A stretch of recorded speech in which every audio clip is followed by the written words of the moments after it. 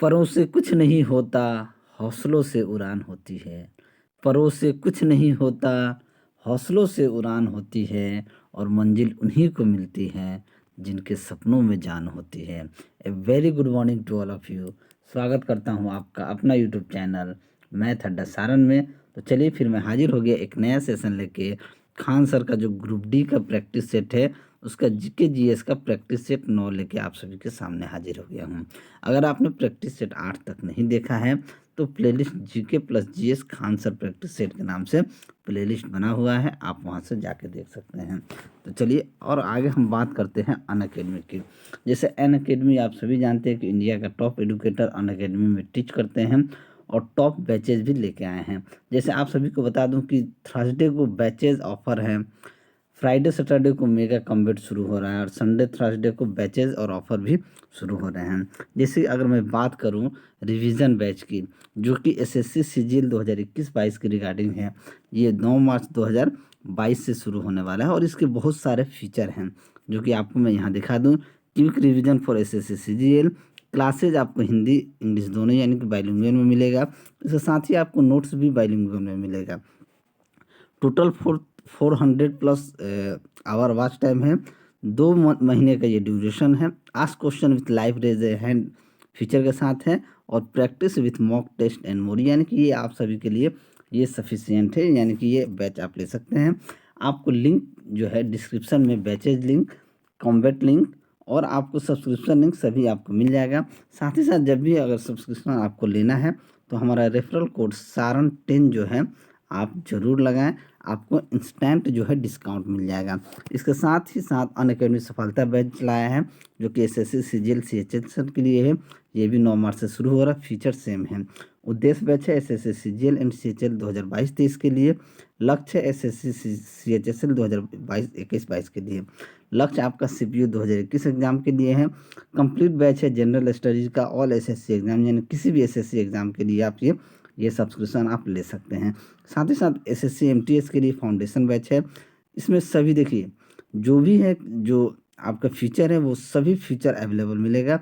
Target SSC stenographer का है, mission Delhi police constable का है, लक्ष्य एसएससी जीडीए कांस्टेबल का है, लक्ष्य हरियाणा पुलिस का है, Lakshya Telugu batch also available in Unacademy. इसके साथ ही आपको test series for SSC aspirant के लिए मिल रहा है, प्लस पे भी और फ्री पे भी, तो इसे आप देना ना भूलें।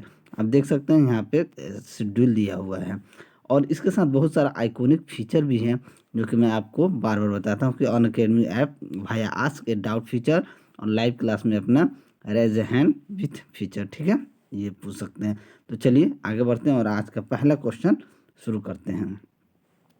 तो आज का पहला क्वेश्चन देखें तो पहला क्वेश्चन है कि निम्नलिखित में से कौन सरकारी विधेयक को प्रस्तावित कर सकता है। तो सरकारी विधेयक को प्रस्तावित कौन कर सकता है, तो लोकसभा के मंत्री, संसद का सदस्य जो मंत्री नहीं है, या लोकसभा का में ट्रेजरी बेंच के सदस्य या संसद के किसी भी सदन में मंत्री। तो हम कह सकते हैं कि संसद के किसी भी सदन में मंत्री सरकारी विधेयक को प्रस्तावित कर सकता है। तो ऑप्शन डी क्या हो जाएगा, आपका सही आंसर हो जाएगा। नेक्स्ट, कौन सा राष्ट्रीय राजमार्ग दिल्ली और मुंबई को जोड़ता है।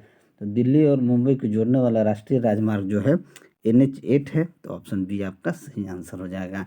अगर आपको वीडियो अच्छा लगे तो वीडियो को लाइक कीजिएगा, चैनल पर नए हैं तो चैनल को सब्सक्राइब कीजिएगा और आप मुझे सपोर्ट कीजिएगा। चलिए अगला प्रश्न देखते हैं कि भारत के राष्ट्रपति बनने से पहले इनमें से किसे भारत रत्न पुरस्कार से सम्मानित किया गया था। यानी कि पहले भारत के राष्ट्रपति बनने से पहले इनको भारत रत्न पुरस्कार से सम्मानित कर दिया गया था। तो भारत के राष्ट्रपति बनने से पहले एस राधाकृष्णन को भारत रत्न पुरस्कार से सम्मानित किया गया था। तो ऑप्शन बी आपका क्या हो जाएगा, सही आंसर हो जाएगा। नेक्स्ट, प्रधानमंत्री सांसद आदर्श ग्राम योजना कब शुरू की गई थी। तो यह आदर्श ग्राम योजना 11 अक्टूबर 2014 को शुरू किया गया था। तो ऑप्शन ए क्या हो जाएगा, आपका सही आंसर हो जाएगा। अगला प्रश्न देखते हैं कि जवाहर ग्राम समृद्धि योजना किस वर्ष शुरू की गई थी। तो जवाहर ग्राम समृद्धि योजना की बात की जाए तो ये सन 1999 में शुरू किया गया था। तो ऑप्शन सी आपका क्या हो जाएगा, सही आंसर हो जाएगा। नेक्स्ट, सिक्किम के लोगों को उनके अद्भुत मुखौटा नृत्य के लिए जाना जाता है। सिक्किम में नृत्य के इस रूप को क्या कहा जाता है? तो सिक्किम के लोगों को उनका अद्भुत मुखौटा के नाम से जाना जाता है। इस रूप को हम कहते हैं छम। क्या कहते हैं? छम कहा जाता है। तो ऑप्शन सी जो होगा ये क्या हो जाएगा, आपका सही आंसर हो जाएगा। नेक्स्ट, अगला प्रश्न है कि किस ब्रिटिश प्रधानमंत्री ने क्रिप्स मिशन को भारत भेजा था? तो क्रिप्स मिशन बहुत इंपॉर्टेंट क्वेश्चन है, कई एग्जाम में ये पूछा गया है। तो ब्रिटिश प्रधानमंत्री क्रिप्स मिशन जो भारत भेजा था ये कौन थे? तो ये विंस्टन चर्चिल थे। कौन थे? Winston Churchill. तो ऑप्शन बी जो है आपका सही आंसर हो जाएगा। नेक्स्ट, ये जितने भी क्वेश्चन है ये बहुत सारे इंपॉर्टेंट क्वेश्चन है, हर एग्ज़ाम में, चाहे वो रेलवे के एग्ज़ाम हो चाहे किसी के भी एग्ज़ाम हो, उसमें पूछे जा चुके हैं। चलिए नेक्स्ट देखते हैं कि निम्नलिखित में से कौन सा भारतीय स्मारक यूनेस्को की विश्व धरोहर स्थलों की सूची में शामिल है? कौन शामिल है? वैष्णो देवी, कृंची मंदिर, खजुराहो या अक्षरधाम मंदिर? तो देखिए खजुराहो जो है ये भारतीय स्मारक यूनेस्को के विश्व धरोहर स्थल में क्या है, शामिल है। खजुराहो का शामिल है। तो ऑप्शन बी जो होगा ये आपका क्या हो जाएगा, सही आंसर हो जाएगा। और ये जो प्रश्न है एनटीपीसी में पूछा गया प्रश्न है। ठीक है, चलिए निम्नलिखित राष्ट्रवादी नेताओं में से कौन मराठी समाचार पत्र केसरी के संस्थापक और संपादक थे? ठीक है, तो बाल गंगाधर जो तिलक थे ये राष्ट्रवादी नेताओं में से मराठी समाचार पत्र केसरी के क्या थे, संस्थापक और संपादक दोनों थे। तो ऑप्शन ए क्या हो जाएगा, आपका सही आंसर हो जाएगा। नेक्स्ट, भारतीय संसद के पहले स्पीकर कौन थे? पहला भारतीय संसद के पहले स्पीकर की बात की जाए तो जीवी मावलंकर थे। जीवी मावलंकर थे। तो ऑप्शन ए क्या हो जाएगा, आपका सही आंसर हो जाएगा। ये ग्रुप डी के लिए बहुत अच्छा क्वेश्चन है ये। ठीक है, अगला प्रश्न, सार्क दक्षिण एशियाई क्षेत्र सहयोग संगठन का गठन कब और कहाँ हुआ था? तो देखिए सार्क जो है इसका गठन जो है 1985 में बांग्लादेश में हुआ था। कहाँ हुआ था? 1985 में बांग्लादेश में हुआ था। तो ऑप्शन बी क्या हो जाएगा, आपका सही आंसर हो जाएगा। नेक्स्ट, हिमालय में धौलाधार पर्वतमाला डैश का एक भाग है। तो हिमालय में धौलाधार पर्वतमाला जो है ये आपका निम्न हिमालय का एक भाग है। तो ऑप्शन डी आपका क्या हो जाएगा, सही आंसर हो जाएगा। नेक्स्ट, विश्व हिंदी दिवस निम्न में से किस दिन मनाया जाता है? तो विश्व हिंदी दिवस जो है ये 10 जनवरी को मनाया जाता है। तो ऑप्शन डी आपका क्या हो जाएगा, सही आंसर हो जाएगा। नेक्स्ट, मध्य प्रदेश के मुख्यमंत्री शिवराज सिंह चौहान ने 2021 में मध्य प्रदेश के होशंगाबाद शहर का नाम बदलकर क्या रखने की घोषणा की है? तो इसे नर्मदापुरम यानी कि होशंगाबाद का नाम बदलकर नर्मदापुरम रखने की क्या की है, घोषणा की है।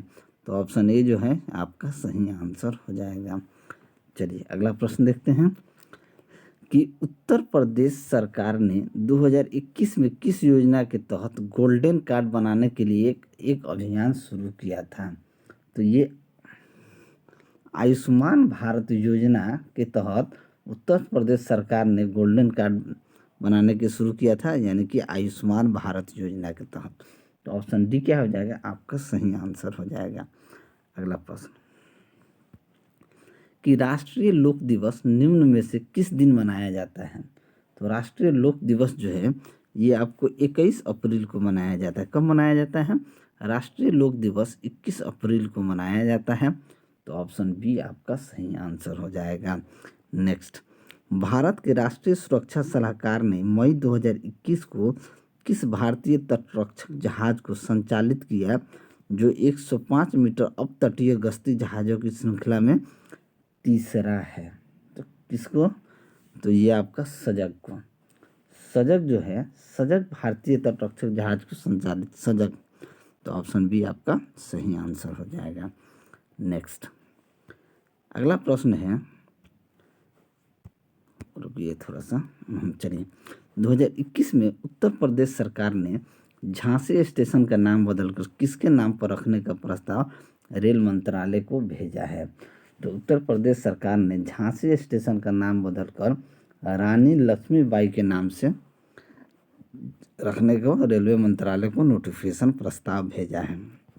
तो रानी लक्ष्मीबाई ऑप्शन ए आपका सही आंसर हो जाएगा। नेक्स्ट, 2021 में किस राज्य सरकार ने प्रदेश में गोरखधंधा शब्द के इस्तेमाल पर प्रतिबंध लगा दिया है? तो ये हरियाणा सरकार ने। किसने? हरियाणा सरकार ने। तो ऑप्शन सी क्या हो जाएगा आपका सही आंसर हो जाएगा। नेक्स्ट, नवंबर 2021 में स्विट्जरलैंड में भारत का राजदूत निम्न में से किसे नियुक्त किया गया है? तो स्विट्जरलैंड में भारत का राजदूत संजय भट्टाचार्य को नियुक्त किया गया है। तो ऑप्शन सी जो होगा ये आपका क्या हो जाएगा सही आंसर हो जाएगा। चलिए अगला प्रश्न देखते हैं। अगला प्रश्न है साइंस का प्रश्न है। ये क्वेश्चन इस तरह के पूछे जाते हैं कि 5.5 किलोवाट आवर में क्या होता है। देखिए हम बात करें कि 1 किलोवाट आवर की बात की जाए तो ये होता है 3.6 इंटू 10⁶ जूल होता है। अब चाहे वो दो किलोवाट का पूछे, 3 का पूछे, अगर यहाँ 5 का पूछा है तो कुछ नहीं करना है, इसमें गुना कर देना है। 5 छक 30 के 0, हाथ में 3, 5 6 15, 3 18 क्या हो जाएगा 3.6 है। और सॉरी ये 5.5 है। सॉरी अच्छा 5 है ना, तो ये 18 और 1.8 यानी कि 19.8 आ जाएगा। कितना आ जाएगा 19.8 इंटू 10⁶ जूल ही क्या हो जाएगा आपका सही आंसर हो जाएगा। तो ऑप्शन डी क्या हो जाएगा आपका सही आंसर होगा। चलिए अगला प्रश्न है कि गति के समीकरणों के संबंध में निम्नलिखित में से कौन सा गलत है? कौन सा गलत है पूछा जा रहा है। तो गलत की बात की जाए तो गति के समीकरण के संबंध में क्या होता है v² अगर देखा जाए v² माइनस u² बराबर क्या होता है 2s। ये u² माइनस v² बराबर क्या होता है 2s। तो देखिए पहला हम लेते हैं 2s बराबर u² माइनस v²। गति के समीकरण की बात की जाए तो s बराबर ut प्लस हाफ t² ये नहीं होता है। v बराबर u प्लस इतनी 2ac बराबर v² माइनस u² नहीं होगा। तो हम कह सकते हैं u² माइनस v² बराबर क्या हो जाएगा 2as हो जाएगा। तो ऑप्शन ए क्या हो जाएगा आपका सही आंसर हो जाएगा, यानी कि 2s बराबर u² माइनस v²। नेक्स्ट, निम्नलिखित में से किस तत्व का इलेक्ट्रॉनिक विन्यास 283 होता है? तो 283 की बात की जाए तो एल्युमिनियम जो है, देखिए एल्युमिनियम जो है ये 13 होता है, जो कि 283 यही होता है। तो ऑप्शन बी क्या हो जाएगा आपका सही आंसर हो जाएगा। मैग्नीशियम का 12 होता है, मैग्नीशियम 12 यानी कि 2 8 2 8 10 12 यानी कि मैग्नीशियम। आर्गन 18 होता है, वो होता है 2 8 8 होता है। और सोडियम की बात की जाए तो 11 होता है 2 8 1 यानी एल्युमिनियम क्या हो जाएगा सही आंसर हो जाएगा 283। चलिए अगला प्रश्न देखते हैं कि एक वस्तु की स्थितिज ऊर्जा में इसकी डैश के साथ वृद्धि होती है। तो एक वस्तु की स्थितिज ऊर्जा में इसकी ऊंचाई के साथ वृद्धि होती है। क्या होता है ऊंचाई के साथ वृद्धि होती है। ठीक है, P बराबर क्या होता है mgh। ठीक है, तो ऑप्शन बी आपका सही आंसर हो जाएगा। नेक्स्ट अगला प्रश्न है कि गर्मियों में सफ़ेद कपड़े पहने जाते हैं क्योंकि गर्मी में सफ़ेद कपड़े क्यों पहने जाते हैं? क्योंकि सफ़ेद कपड़ा क्या होता है उष्मा के अच्छा परावर्तक होता है। क्या होता है सफ़ेद कपड़ा उष्मा का अच्छा परावर्तक होता है। तो ऑप्शन बी क्या हो जाएगा आपका सही आंसर हो जाएगा। नेक्स्ट अगला प्रश्न देखते हैं कि 10 वोल्ट के विभवांतर वाले 2 बिंदुओं पर 3 कूलम आवेश को स्थानांतरित करने के लिए कितना कार्य करना पड़ेगा? यानी कि कितना Q बराबर क्या हो जाएगा W बराबर क्या हो जाएगा क्यू भी, यानी कि 3 गुना 10 यानी कि 30 जूल। 30 जूल तो ऑप्शन डी आपका क्या हो जाएगा सही आंसर हो जाएगा। W बराबर क्या होता है Q इंटू भी यानी कि आवेश इंटू विभवांतर। तो यही हमने लगाया है 3 गुना 10 30, काम खत्म। चलिए एक दर्पण के वक्रता की फोकल लंबाई और त्रिज्या के बीच का संबंध क्या होता है? तो क्या होता है R बराबर 2f होता है तो ऑप्शन सी आपका क्या हो जाएगा, आपका सही आंसर हो जाएगा। नेक्स्ट अगला प्रश्न है कि वायु में थोड़ा सा इसे, हाँ, वायु में ध्वनि के वेग से अधिक की चाल से यात्रा करने वाली एक वस्तु को क्या कहा जाता है। तो वायु में ध्वनि के वेग से अधिक चाल से अगर यात्रा करने वाला कोई वस्तु है उसे हम कह सकते हैं पराध्वनिक। क्या कह सकते हैं, पराध्वनिक कहा जाता है। तो ऑप्शन ए क्या हो जाएगा, आपका सही आंसर हो जाएगा। चलिए नेक्स्ट, एक मिश्रण में लवण एवं अम्ल का अनुपात 5:7 है। यदि मिश्रण का भार 360 ग्राम है तो इसमें मौजूद अम्ल का भार क्या हो जाएगा। लवण और अम्ल, देखिए है लवण अम्ल कितना है 5.7, ठीक है। तो मोल अम्ल का भार पूछ रहा है तो हम देखेंगे 7 5 12, 12 रेशियो का मान कितना है, मिश्रण कितना है 360 ग्राम है, तो एक रेशियो का 12 3 36 यानी कि 30 ग्राम। अब अम्ल का पूछ रहा है तो 30 × 7 कर दीजिए यानी कि 210 ग्राम। क्या हो जाएगा 210 ग्राम। तो ऑप्शन डी जो होगा ये आपका सही आंसर हो जाएगा। लवण का पूछता तो ये कितना हो जाता है 150 × 50। चलिए अगला प्रश्न, नीचे दिए गए वर्गीकरणों में कौन सा परमाणु द्रव्यमान के आधार पर था। डोबरेनर न्यूलैंड का मोसले, डोबरेनर मेंडलीव का मोसले, न्यूलैंड्स और मेंडलीव का। तो हम कह सकते हैं डोबरेनर जो था न्यूलैंड्स और मेंडलीव का परमाणु द्रव्यमान का था। तो ऑप्शन सी क्या हो जाएगा, सही आंसर हो जाएगा। यानी कि डोबरेनर न्यूलैंड्स और मेंडलीव का वर्गीकरण परमाणु द्रव्यमान के आधार पर था, ठीक है। चलिए अगला प्रश्न है कि धातु में एक मुक्त इलेक्ट्रॉन के पथ पर आकार होता है। तो धातु में मुक्त इलेक्ट्रॉन के पथ का आकार क्या होता है, वक्र होता है। तो ऑप्शन सी आपका सही आंसर हो जाएगा। चलिए अगला प्रश्न देखते हैं। यहाँ है कि निम्नलिखित में से कौन सा कथन सत्य असत्य है। निम्नलिखित अभिक्रिया उत्क्रमणीय अभिक्रिया का एक उदाहरण है N2 + 3H2G = 2NH3 गैस। निम्नलिखित उसमें अपघटन अभिक्रिया का एक उदाहरण है CaCO3 heat CaOH + C2CO2 gas, ठीक है। हमसे पूछ रहा है कि क्या हो जाएगा, तो हम कहेंगे कि ए और बी क्या हो जाएगा, दोनों ही सत्य हो। कि अभिक्रिया उत्क्रमणिक अभिक्रिया का एक उदाहरण है N2 + 3H2 2NH3 गैस होता है और निम्नलिखित उस अपघटन का अभिक्रिया का एक उदाहरण होता है जो CaCO3 अगर गर्म किया जाएगा तो CaOH + CO2 होगा। यानी कि हम कह सकते हैं कि ऑप्शन ए और बी दोनों क्या हो जाएगा, सत्य हो जाएगा। चलिए अगला प्रश्न देखते हैं।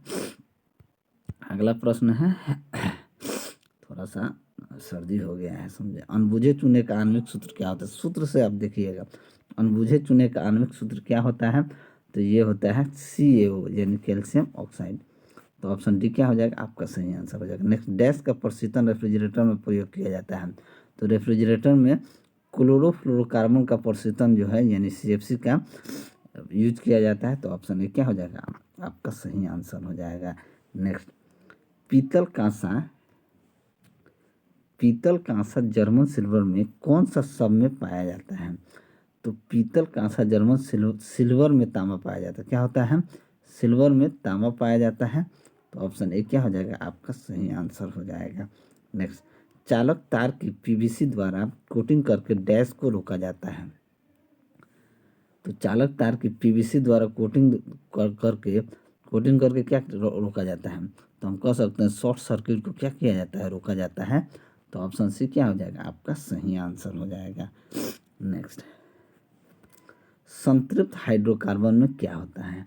तो संतृप्त हाइड्रोकार्बन में कार्बन परमाणुओं के बीच एकल बंध होता है। क्या होता है, कार्बन परमाणुओं के बीच एकल बंध होता है यानी बंध होता है। तो ऑप्शन सी क्या हो जाएगा, आपका सही आंसर हो जाएगा। नेक्स्ट, ग्रंथि को मास्टर ग्रंथि के नाम से भी जाना जाता है। यानी किस ग्रंथि को मास्टर ग्रंथि के नाम से जाना जाता है। तो पिट्यूटरी ग्रंथि जो होता है ये मास्टर ग्रंथि के नाम से जाना जाता है। तो ऑप्शन सी क्या हो जाएगा, आपका सही आंसर हो जाएगा। नेक्स्ट, मानव शरीर में सबसे प्रचुर मात्रा में पाया जाने वाला तत्व कौन सा होता है। तो मानव शरीर में सबसे प्रचुर मात्रा में क्या पाया जाता है, ऑक्सीजन 65%। तो ऑप्शन डी क्या हो जाएगा, आपका सही आंसर हो जाएगा। चलिए आगे बढ़ते हैं और अगला क्वेश्चन, अगला प्रश्न है कि HIV एड्स पीड़ित लोगों के लिए किसने वायरल लोड टेस्ट लॉन्च किया है? तो HIV एड्स पीड़ित लोगों के लिए जेपी नड्डा ने क्या किया है? वायरल लोड टेस्ट लॉन्च किया है। तो ऑप्शन बी क्या हो जाएगा? आपका सही आंसर हो जाएगा। नेक्स्ट, नीचे से कौन सा बर्डिंग पुनरुत्पादी होता है? पुनरुत्पादी कौन होता है? खमीर और हाइड्राबर्डिन जो होता है पुनरुत्पादित होता है। क्या होता है? पुनरुत्पादी यानी कि खमीर और हाइड्रा। तो ऑप्शन बी क्या हो जाएगा? आपका सही आंसर हो जाएगा। शैवालों के अध्ययन से जुड़ी वनस्पति शाखा का नाम क्या होता है? तो शैवालों के अध्ययन से जुड़ी वनस्पति शाखा का नाम होता है फाइकोलॉजी। क्या होता है? फाइकोलॉजी। तो ऑप्शन बी क्या हो जाएगा? आपका सही आंसर हो जाएगा। नेक्स्ट, ग्लोबल वार्मिंग का कारण क्या होता है? तो ग्लोबल वार्मिंग का जो कारण होता है वो CO2 होता है। तो ऑप्शन बी क्या हो जाएगा? आपका सही आंसर हो जाएगा। अगला प्रश्न है कि ALU का विस्तृत रूप क्या होता है? तो ALU का विस्तृत अरिथमेटिक लॉजिक यूनिट होता है। ALU मतलब अरिथमेटिक लॉजिक यूनिट। तो ऑप्शन सी क्या हो जाएगा? आपका सही आंसर हो जाएगा। कितने मेगाबाइट से 1 गीगाबाइट बनता है? तो 1 GB यानी कि आपका मेमोरी का जो साइज होगा वो 1024 MB के बराबर होगा। तो ऑप्शन ए क्या हो जाएगा? आपका सही आंसर हो जाएगा। तो चलिए, अगर आपको मेरा वीडियो अच्छा लगा हो तो वीडियो को लाइक करें, दोस्तों में शेयर करें। अगर आप हमारे चैनल पर नए हैं तो चैनल को सब्सक्राइब करें। मैं ऐसे ही वीडियो लेके सामने आपके हाजिर होता रहूँगा। चलिए मिलते हैं अगले वीडियो में, तब तक के लिए जय हिंद।